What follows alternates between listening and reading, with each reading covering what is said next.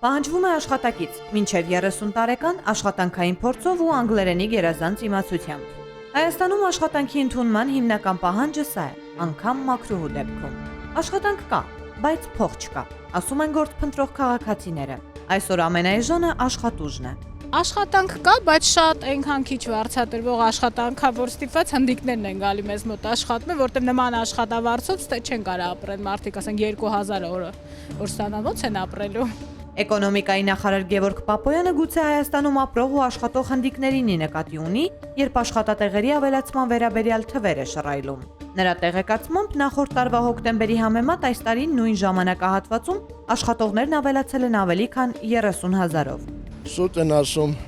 ավելի ավադացել, ժողովրդի վիճակը քանի գնում ավելի ավարտանում, աշխատանքային տեղեր չկա։ Չգիտեմ ավելացել են թե չէ,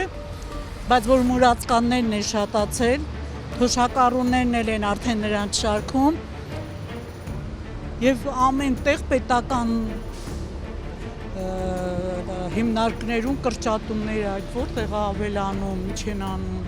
թվերով խոսում են էլ են։ Չնայած կառավարության լավատեսությանը աշխատանք գտնելը դժվար է բոլորի համար։ Սկսնակների դեպքում աշխատանքային փորձն է խնդիրը, իսկ փորձառուների դեպքում տարիքը։ Ներս եմ մտնում, ասում եմ, վաճառողուհի պահանջում եք, պայմանները ձեր ասեք 3 լեզվի իմացությամբ